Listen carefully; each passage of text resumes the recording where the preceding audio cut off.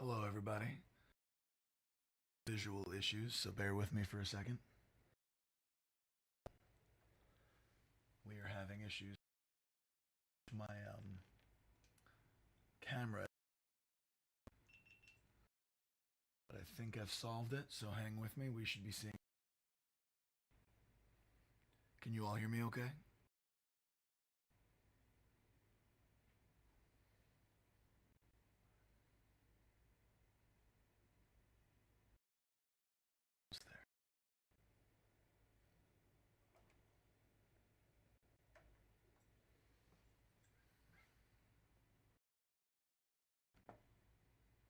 No, it's just got to change.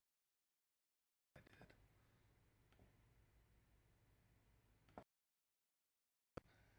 As you can see, my GoPro is turned behind the scenes mess there. Welcome, hello. Oh, I should probably close that too while we're at it.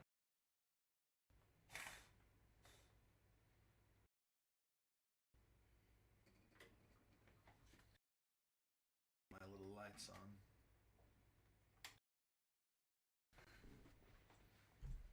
Welcome.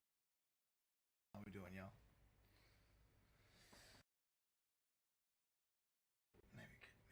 this down a little bit. There you go. Okay, so I'm here. Welcome to Comedown Sunday morning.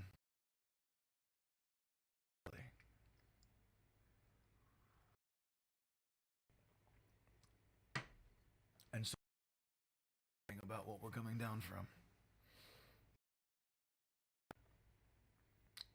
I did a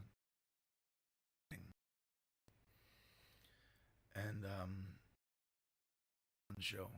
It was on the rooftop of the Hotel Monaco, a place called the Stratus. Few little audio.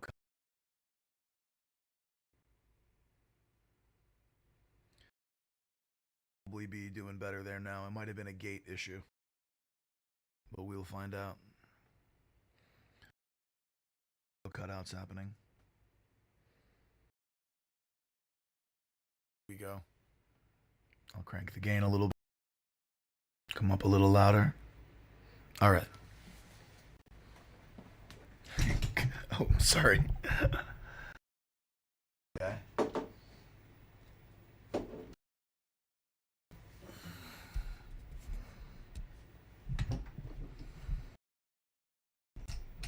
It's the beginning of every line. Yeah, that's off. We should be doing better now.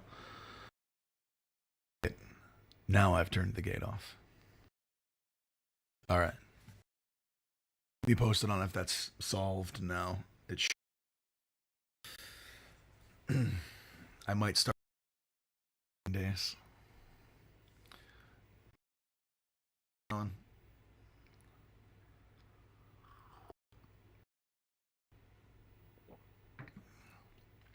So we were on the Stratus Lounge, the rooftop deck of the Hotel Monaco, and no, it hasn't been fixed yet. What the hell? I mean, I can clearly see that the dynamic thing. Hey, check one. Is that happening for anybody else? You all hearing me of each line? Because that would make the read. And I have my, I got my end, and it's not happening. Thing is coming through clear as a whistle for me. So okay, cutouts. It's not coming from me. It's coming from the Twitch side. Complete mute. I can clearly see that it's on.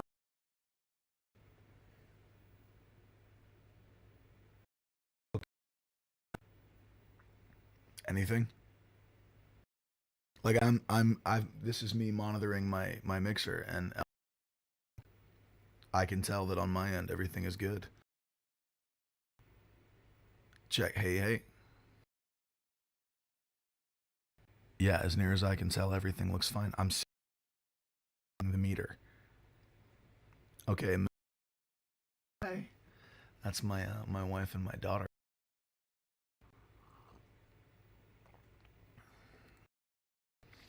Well, all of my dynamic stuff is off.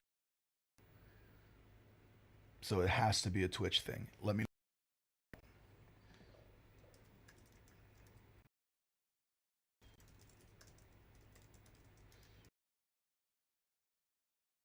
Because I have, the ability to monitor as well. And everything seems really good. Really not enjoying all that bright light. Yeah, there you go. Let's do it nice and chill. So thank you, Mel, for letting me know that you're hearing me okay. Everyone else starts to hear me all right as well. I'm going to take these back off, and we're going to dive back in. So there we go. Celebration for people who actually got married in the middle of the pandemic. 20, and then had to postpone their celebration and reduce the list extraordinary. audio is still cutting out, try leaving Twitch. Because if it's only happening to you, not all of you, it's not coming from my end, it's coming from your.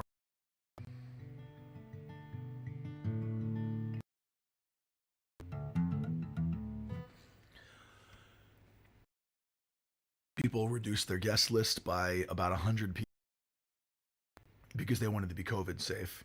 It's the first beginning of the pandemic where everyone actually had a mask. So I actually felt very safe, and now it's happening. On. All right, well, we're going to try one.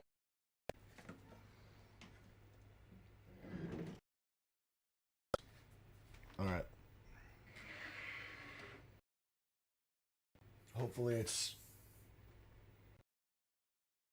by going to a lower latency solution.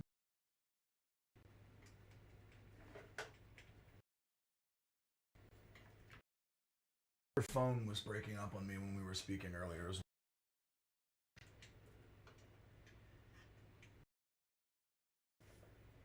But we're just going to flip to the Yeti and see if that solves it. Sorry, y'all. Around.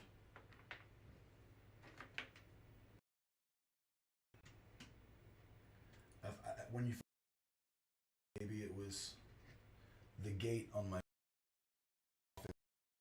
issue.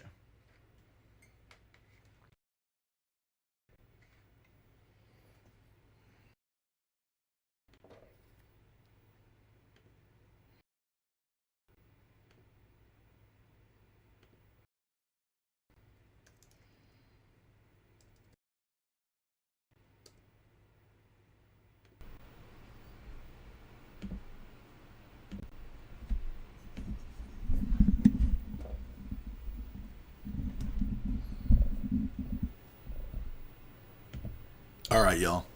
Tell me if it's any clearer right now. See if it's a reception issue or something I'm missing on my end technically. All right. So now I've hooked up a different microphone. You let me know if that's working a little cleaner for you. I can tell it's quite loud. I can tell you that it's very hot.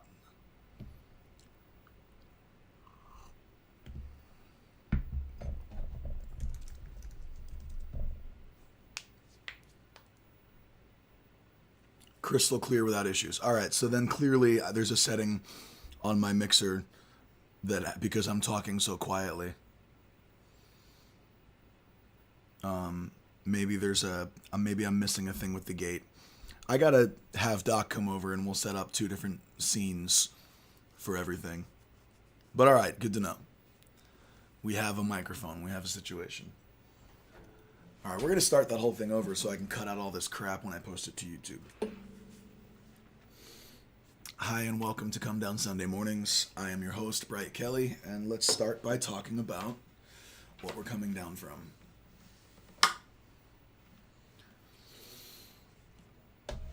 Saturday, last night, I played someone's wedding, and it was wild, and it was on the rooftop deck at the Hotel Monaco,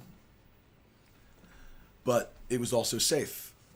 This was a couple who got married on their back porch in the middle of the pandemic with their family and friends watching from Zoom, and then postponed their celebration 3 separate times, waiting for it to be safe.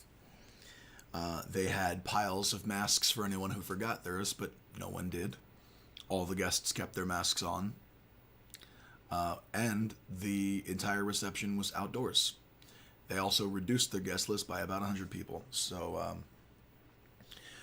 if Aaron and Kathleen ever watch this, I want you guys to know you made me feel pretty safe in the middle of a pandemic. To have your celebration and make it feel safe was impressive. Also, Aaron sent me some song requests, and he has just truly excellent taste in music, which that bears mentioning as well, because I had so much fun singing for them.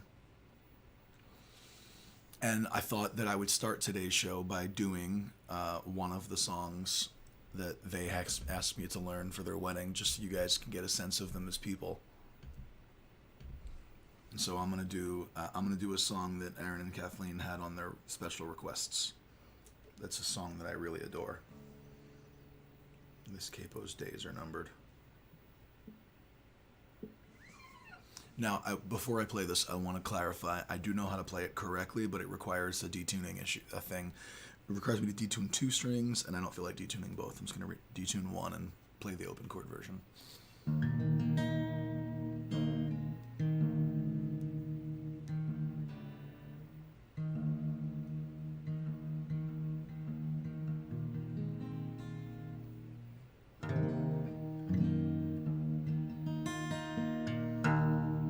Alright, here we go. And, of course, this is with the Sunday morning voice.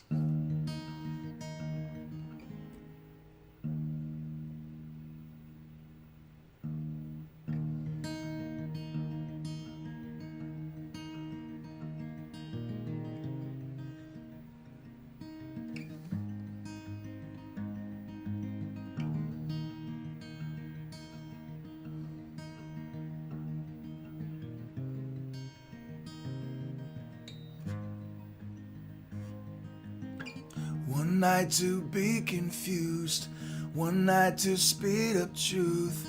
We had a promise made, 4 hands and then away, both under influence.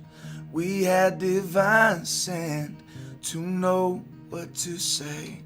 Mind is a razor blade to call for hands of above. To lean on wouldn't be good enough for me, no. To call for hands of above, to lean on wouldn't be good enough for me, no. One night of magic rush, they start a simple touch. One night to push and scream, and then relief. 10 days of perfect tunes, the colors red and blue. We had a promise made, we were in love. To call for hands of above, to lean on wouldn't be good enough for me, no.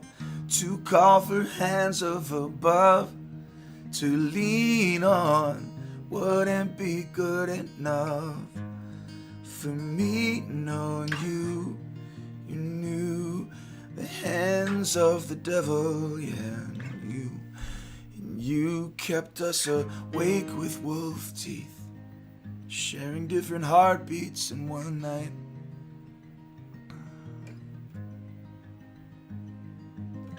To call for hands of above, to lean on wouldn't be good enough for me, no. To call for hands of above, to lean on wouldn't be good enough for me, no.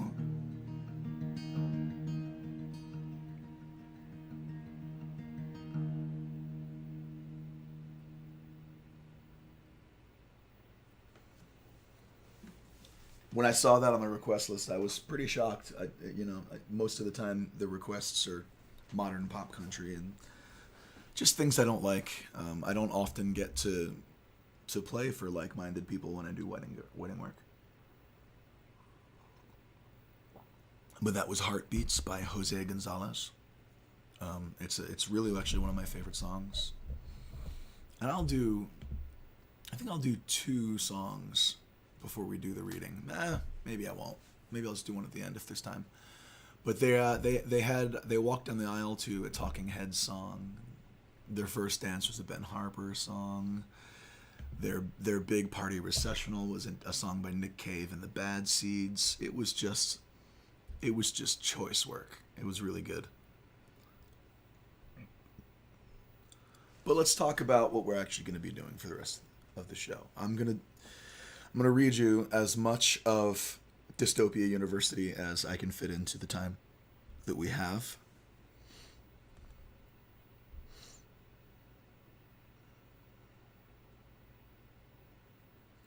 And I'm still working on the exact title of the Dystopia University book, but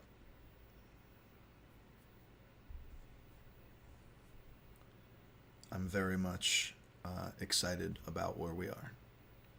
So I've got it up here, and we're going to get into that in just a minute. But Dystopia University is, I'm going to say it's a quirky book. It's a little funny. It's a little tongue-in-cheek. It's got some horror and adventure elements. It's a little bit themed like a young adult series, but definitely for adults, which I will read in the prologue. I will make that clear to you. But the entire idea behind it was, there's all these stories about magic schools or camps or whatever, and it's always chosen one children, and I thought to myself, it would be interesting if there was a school sort of thing, if there was a thing like that picked up the pieces instead of saving everything. And so Dystopia University is about people for whom hope is already long since come and gone. And it was inspired, of course, by the pandemic that we're in. And with your guys' permission, we'll spend the next 30 minutes or so reading from this. I'm willing to take pauses periodically, so feel free to ask questions. But I'm going to try to keep this pretty straightforward, so that we can use this audio. So here we go. Let's do the thing.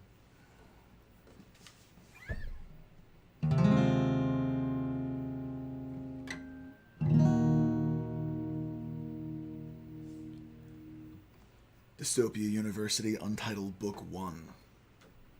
A beta test reading for the Twitch audience. A note from the author. This story is sort of like young adult literature, but it's for adults. Any young adults reading this should put this book down, go make a toaster pastry, and read something with less spiders, less fire, and far less profanity in it. This is a ludicrous story. Any idiot reading the title knows that. It's incredible, it's unbelievable, and it's absolutely true. Promise. Prologue. Troy Huxley gets a letter. The letter was delivered to Troy's grandmother's house by a small, dark-eyed man in a crimson hoodie. Troy knew because he was crouched down, watching the man through the blinds and pretending not to be home. Hoodie Man shoved the tatty black envelope through the mail slot, looked around furtively, and skulked away out of sight.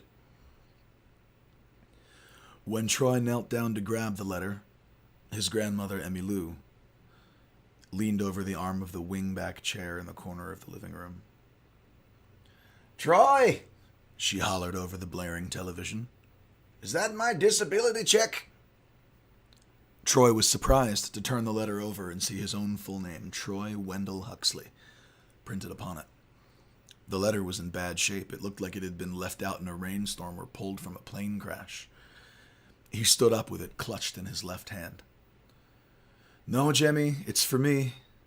It's a letter from some school, a college, I think." Jemmy gave Troy one of those Jemmy looks. It made him feel like he'd been caught stealing something. She'd made a habit of making him feel small and stupid lately. "School, huh? Thought you gave up after all the schools rejected you last year." "Yeah," Troy winced. "I did." That wasn't exactly true. He'd never applied to college last year. He just lied about it to appease his family. Troy's family didn't have the money for college, and anyway, he wasn't sure what kind of person he wanted to be. Aimlessness was no excuse for taking on six-figure debt. Troy decided to float for a while, hoping clarity would find him. He'd graduated high school a year before and still felt as adrift as ever. A 19-year-old, unemployed, unenthused loser. A do-nothing, as Jemmy was fond of calling him. So what was up with this letter?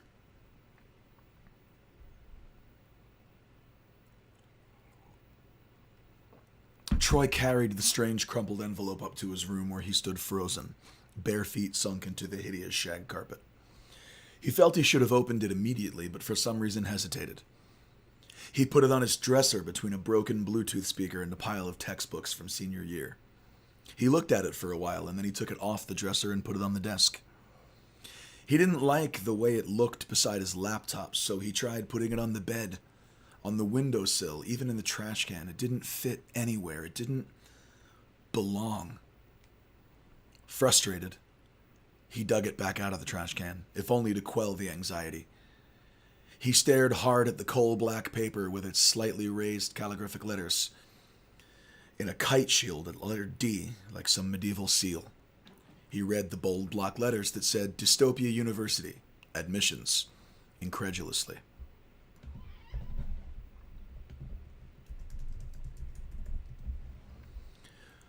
Troy wasn't much of a student, but he wasn't an idiot either. He knew what dystopia meant, and he was more than half certain this was some kind of joke. The only problem with that theory is he couldn't make a guess at the prankster behind it. All of his high school friends had gone on to college without him, and while they'd made the effort at first to stay in touch on social media, it hadn't lasted long. Over winter break, a few of them had tried hanging out, but it was clear that he didn't fit in with them anymore. He was left behind, a different species. He wasn't even angry. He couldn't relate to them anymore either.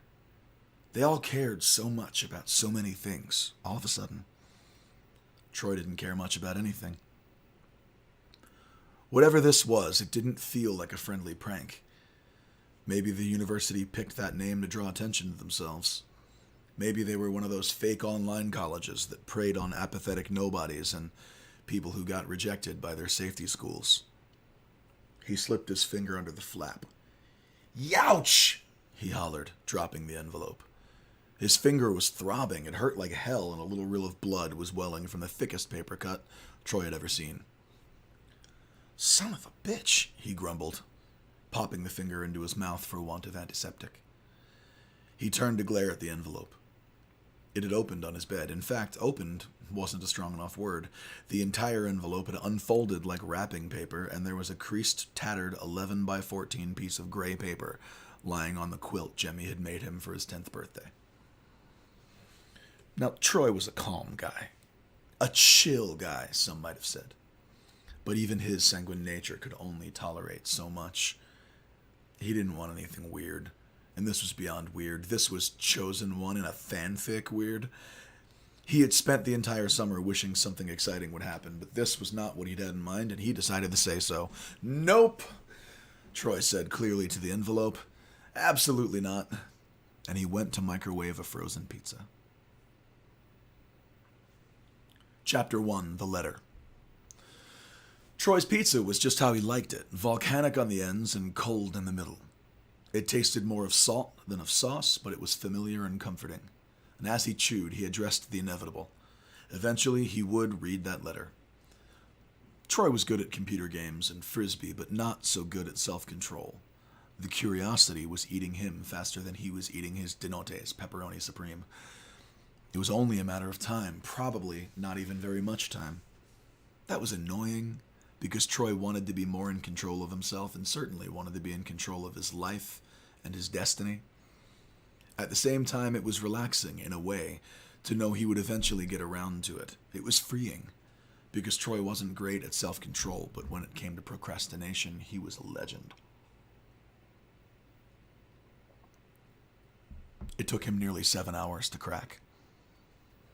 He'd played a few rounds of Mile Way with strangers on the web, during which he'd been taught a few new curse words by a very irate 11-year-old from Wales. He'd streamed a few episodes of some Hulu original series. He'd ridden his bike to the pharmacy to pick up Jemmy's blood pressure medication. He'd smoked a bowl. And then he was out of ideas, and that damned letter was still taunting him from the bed.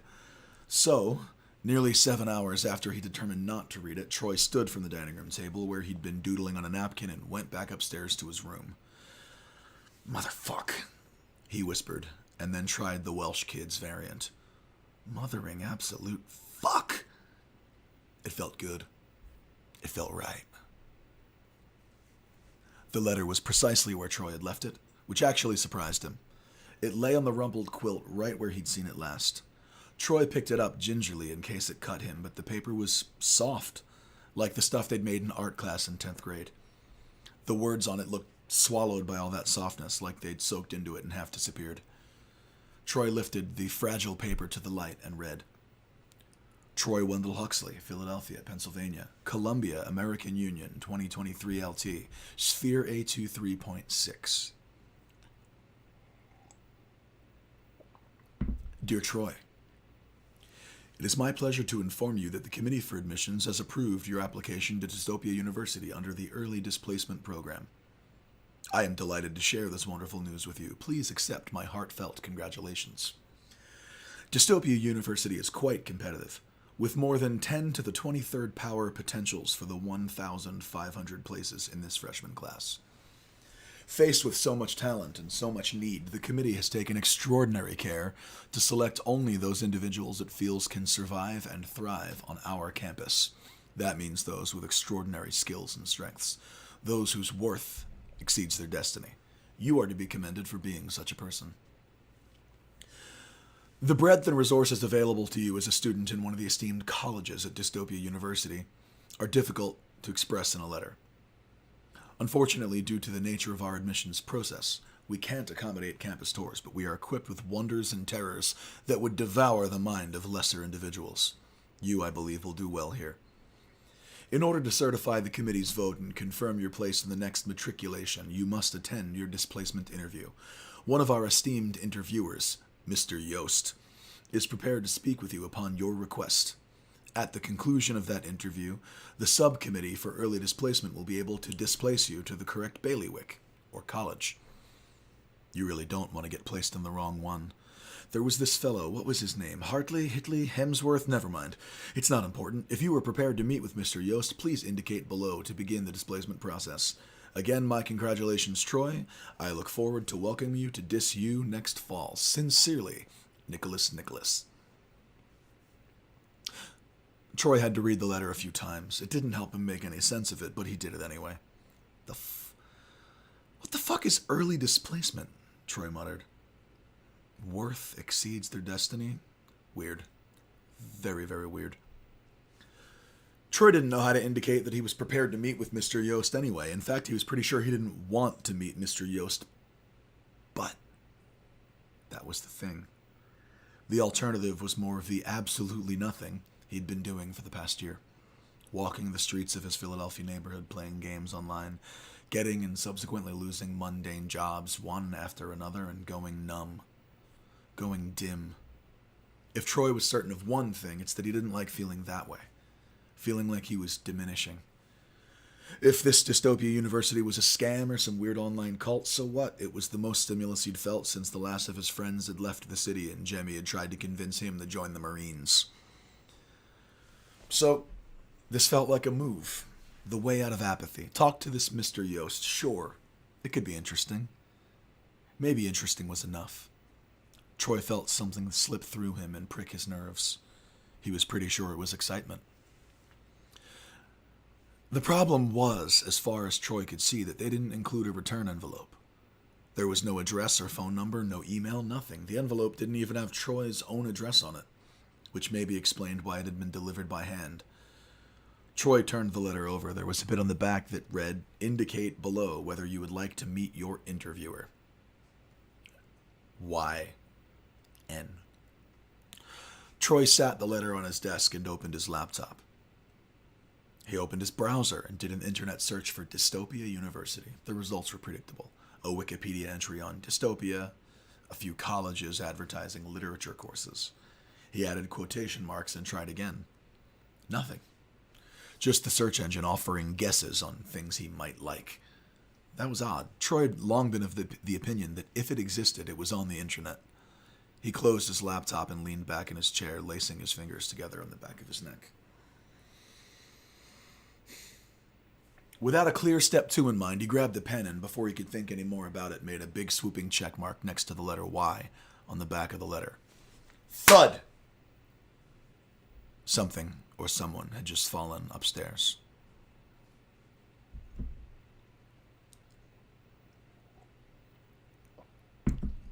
Chapter 2. The Interview Demon. Upstairs, third floor. Troy had no idea why Jemmy would have gone up there. He shoved his chair away from the desk and hurtled into the hall. Jemmy was mean to Troy almost all of the time in a low-key way he'd grown accustomed to, but she was still his grandmother and he didn't want her to get hurt. Especially because he'd be the one who'd have to help her bathe. Troy banished that thought with a shudder and quick stepped to the stairs. "Jemmy, you okay?" he called out. There was no answer, but Troy could hear one of the indistinguishably boring crime procedurals she loved bleeding out of the ancient TV set downstairs. He couldn't decide whether to go up or down first, so he did neither, and hung his lean body over the railing. Thus suspended, he could see a sliver of living room, and by the wingback chair, he could see Jemmy's gnarled feet and the compression sleeves she wore on her spider-veined shins. She was still where he'd left her. Troy sighed in relief. With the uncomfortable sensation that he was going to regret it, Troy heaved himself upright and walked up the stairwell to the third floor to investigate the loud noise. Nobody really came up here anymore, now that it was just Troy and Jemmy. Dad was out for cigarettes, and Mom was doornails taken by breast cancer 3 years ago. The third floor used to be Troy's domain, but he'd moved a level down into Mom's old room to be closer to Jemmy when she needed help. So now this part of the house was just a slowly accumulating horde of useless things. Troy's old room was full of boxes and boxes of his parents' things, and the only other room on the floor of the house had been Troy's playroom when he was a kid. Now it housed the growing collection of as-seen-on-TV gadgets Jemmy would buy when she got drunk. Probably it was a squirrel or something that had gotten into one of those rooms and knocked something over. Nothing to worry about. He emerged from the stairwell and saw the closed doors of his old rooms. Red for bed, gray for play. He'd felt so clever when he'd asked Mom to paint them. Oh, to be 11 again. He crept slowly down the hall with the old oaken floorboards creaking beneath him. He opened the door and flicked the light switch. It was difficult to tell if anything had fallen in here. The room looked like an abandoned storage unit. Boxes and boxes of things no one needed. Old clothes, tax papers, magazine collections, pots and pans, holiday decorations. Troy's old report cards and science projects, crafts he'd done in the Boy Scouts, camping gear from the Shenandoah trip. All of it in piles on Troy's childhood bed on the floor, blocking the closet and the windows. The room looked the same as it had for the last few years. Like memories of better times. Troy hated it. He closed the door and went back out into the hall. The gray door to his old playroom was decorated with space themes. Troy had gone through a passionate astronaut phase and memorized the names of all 88 constellations. He opened the door and immediately froze. There was a man in a suit at Troy's kidcraft table. The man was far too tall for the table and chair. His arms and legs stuck out like a spider's, clad in sober gray pinstripe. He had salt and pepper hair. He was frighteningly thin. He had his back to Troy and didn't turn when Troy opened the door. He didn't move as Troy slowly reached for the nearest weapon, a floor lamp from IKEA. "Who are you?" asked Troy nervously. The man stood, and Troy unconsciously backed up. His unexpected guest was approaching 7 feet tall, and so lean that he appeared cartoonishly skeletal. He dusted long-fingered hands together and spoke without turning around, in a voice so soft and inviting that Troy's grip loosened on the lamp. "Mr. Yost, of course. Won't you come in?" "Mr. Yost?" Troy echoed. "As in my interview? But that's... I just ticked the thing." "We believe in promptness, Mr. Huxley. No time like the present, and no present like the time. Come in, have a seat, and we can get started." Troy hesitated, reeling. In for a penny, came the thought, unbidden. Troy's mom used to say that with an affected malaise before she committed to something she thought was a bad idea. Troy understood now. He stepped into the room, taking single formal steps like an altar boy. He kept his eyes on the back of Mr. Yost's tall, narrow head and on his weird spider arms. If the man had looked even slightly less breakable, Troy wouldn't have had the courage, but this man gave the impression of having barely the muscle mass to stand. Troy sat down, looked up into Mr. Yost's grinning, eyeless, noseless face, and screamed.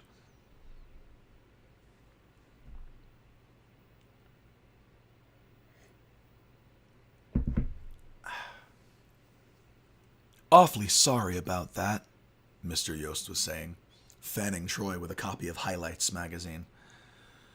Troy found himself lying on the floor without any memory of having fainted or fallen.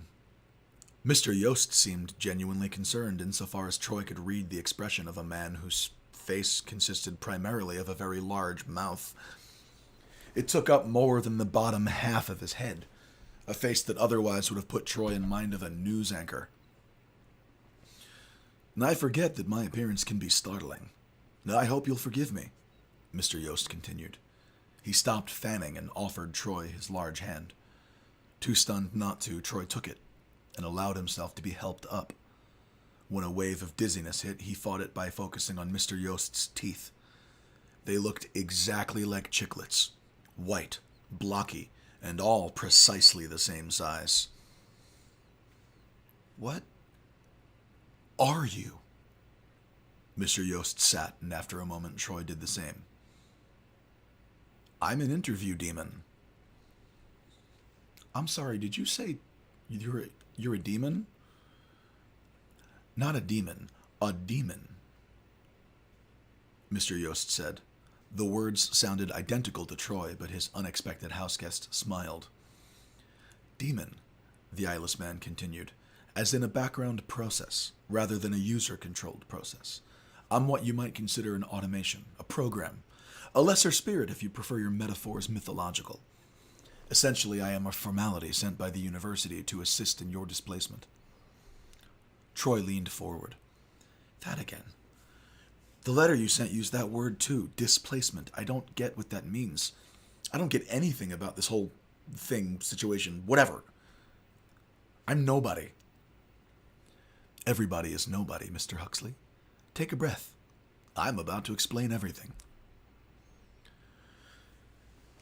If Troy had stopped to consider the fact that he was sitting at his childhood arts and crafts table with an eyeless demon who was going to talk to him about his college admission options, he'd probably have gone mad. Somehow he didn't. Perhaps it was because Mr. Yost was so soft-spoken and non-threatening in gesture and demeanor that it made up somewhat for his appearance. Perhaps it was because Troy had gone in for a penny. Nevertheless, he found himself listening intently. Dystopia University's founding is difficult to quantify, as the campus's place in time and space is not, strictly speaking, knowable. However, to place it in terms you might understand, past students have included paleogenetic hominids and several early cynodonts. We continue matriculating today, and our student body celebrates diversity. The mission statement of the university is primarily one of refuge. We provide an environment that is comparatively safe, in which students can manifest their destinies without the pesky interferences of entropy. Our esteemed chancellor and founder once said, "Let every student be earnestly enjoined to live completely." Isn't that wonderful? Now, of course, you'll have questions about fields of study and things, but please hold those until I've gotten a bit further along here. Plainly put, our campus exists outside of time as you understand it. We offer places to students who've been selected by the Committee on Admissions, those whose destinies are deemed valuable to the university's ongoing mission, which is to preserve and defend knowledge that might otherwise be lost. The committee's selection of you was not random, Mr. Huxley. Okay, interrupted Troy, gripping the table so hard his fingers hurt. That doesn't make sense. I don't have any big destiny. There's gotta be a mistake. No mistakes. You've been selected. So I'm the chosen one? Troy burst out, thinking all the while, please say no, please say no. Life sucks for the chosen one. Mr. Yost laughed. No, that's the wrong word. Mr. Yost giggled. Oh, No, Mr. Huxley.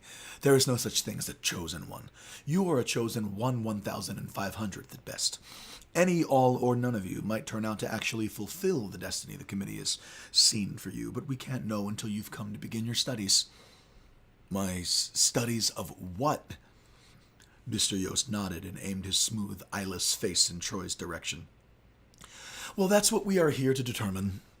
Let us begin the tests. Mr. Yost picked up a small brown leather trunk that definitely hadn't been there before and opened it on the tiny table. From within, Troy heard a muffled crashing as if hearing bombs from a great distance. Mr. Yost clucked his tongue. Oh dear, they're at it again. There's no reasoning with those Celestions.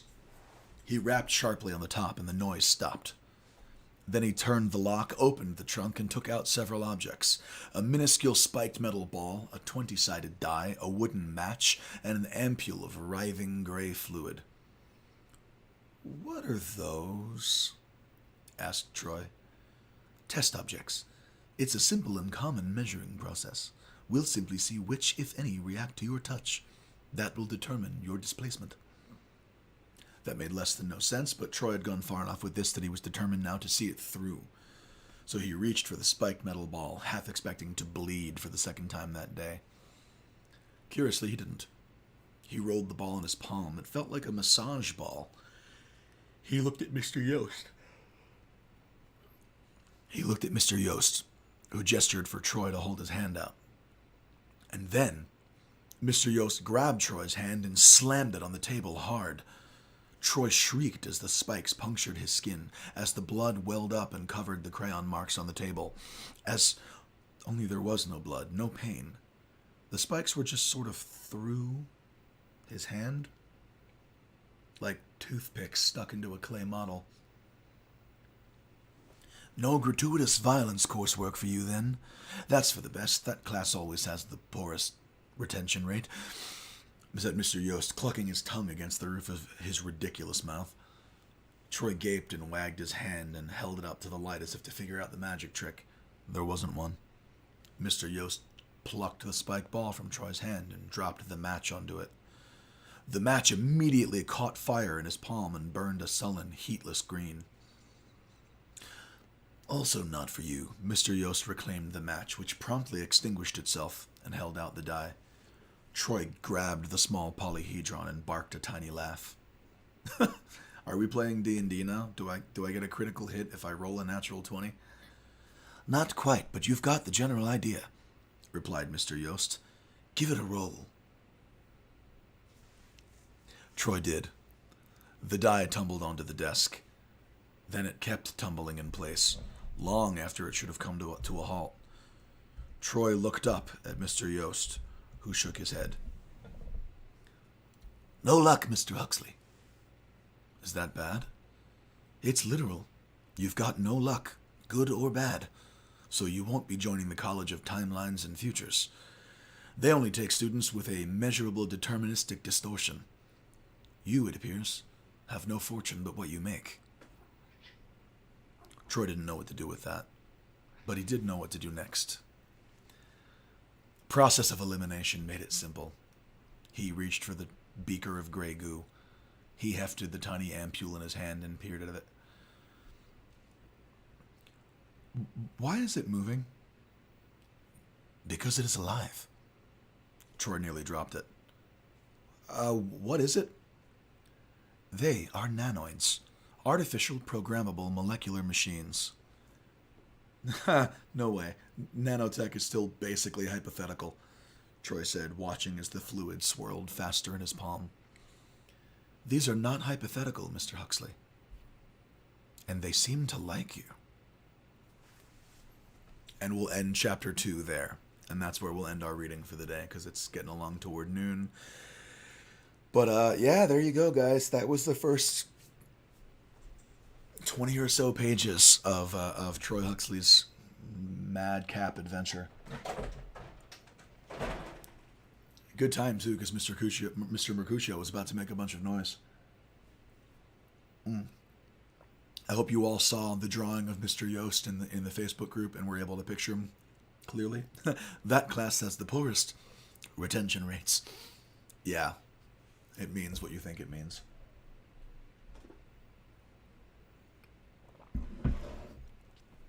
And I've got over 100 pages of this stuff written, and everyone who's been reading is really, really tickled by it. So I'm super excited that I can read more. I don't know about next Sunday. I'll make readings a regular part of Sundays when I don't have guests, if you guys are into it.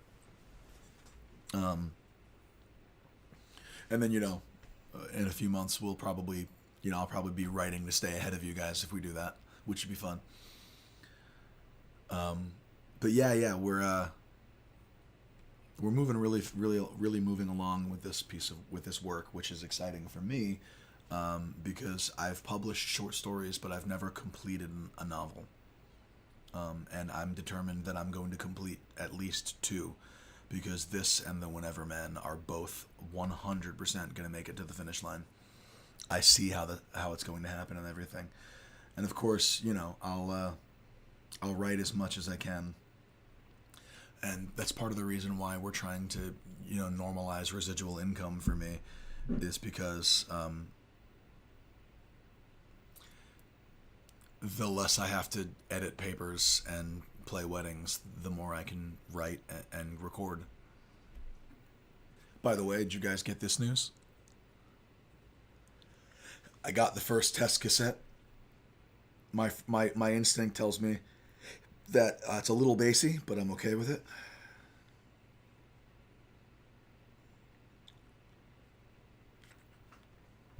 It's I listened to it last night. It sounds awesome. I had to turn the bass down a little bit, but that's actually kind of normal for cassette tapes. They carry a lot of low end and they cut out a little high end.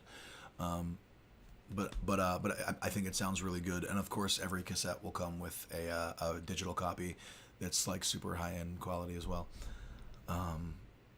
So like no risk of not being able to listen to it. Somebody remember next time that we do a reading that we're starting on chapter 3. That's where we're going to pick up. We'll pick up on chapter 3. But yeah, the test cassette it was just an awesome thing to get in the mail. I'm incredibly excited about it. Of course, now I'm going to get ready for our good day thing, because I am going to go pick up a friend and go thrifting. That Hagstrom does carry some good low. Yeah, and it's on there. It's on there. Although I actually dialed the low end out of it when I was recording with it. I actually made it. I made it as tacky as possible when I was using it, because it sounded great that way. But yeah, that's an incredible versatile bass that I wish I owned. If you ever decide you want to sell it, Doc, sell it to me.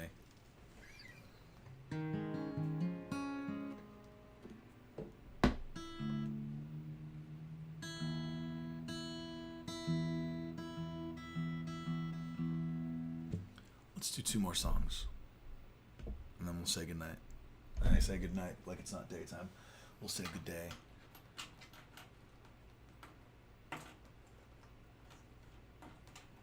That's probably the good call, Doc. That's it. I wouldn't sell it if I had it either.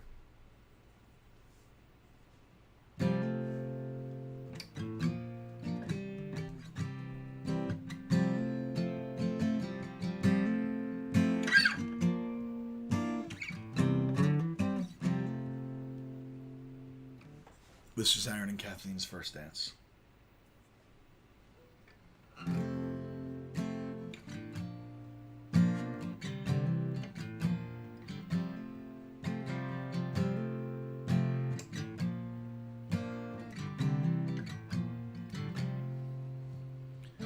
Don't you get ahead of me, I won't leave you behind. If you get unhappy, won't you give me a sign? There's no love like lost love, no pain like a broken us apart. Promises, promises, only a word. And when softly spoken, it's never heard. And the heart It's not a stone. A hand is fragile. It's fragile and alone. By my side. By my side. I want you by my side. By my side. By my side. I want you by my side. Oh, my care for you is from the ground up to the sky. It's over, under, up above, down below and to the side. There's no use in pretending, no use in saving face, for my love is never ending, and you are my saving grace. By my side, by my side, I want you by my side. By my side, by my side, I want you by my side. I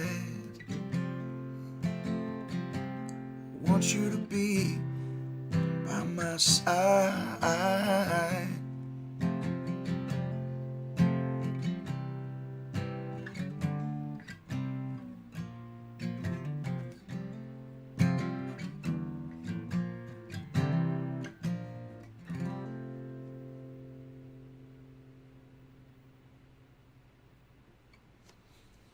And I thought that was a good one. And maybe, like, you know, one that wouldn't be everybody's. I can't tell you how many times I've been at a wedding and had to play.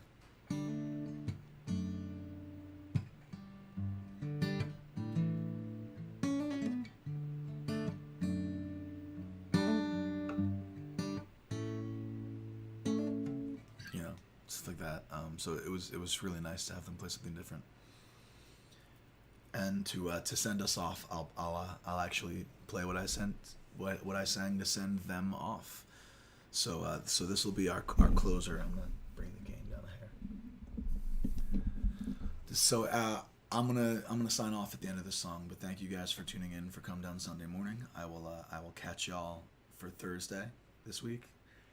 Unless we reschedule it to a different day this week, which we may if we're trying to get it outside, or maybe I'll just add a day. I don't know. But I'll see you guys real soon and we'll talk about it. Thank you for tuning in as always. And here's a little Nick Cave for you.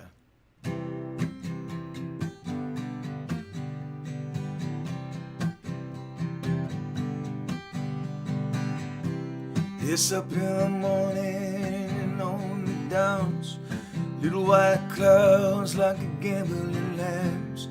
I am breathless over you, and the red-breasted robin beats his wings. His throat it trembles when he sings, for he is helpless before you. The happy hooded bluebells bow and bend their heads all down, heavy by the early morning dew. At the whispered stream, at the babbling brook, the fishes leap up to take a look, for they are breathless over you. Still your hands, still your heart, for still your face comes shining through, and all the morning glows anew. Still your mind and still your soul, for still the fire of love is true, and I am breathless without you.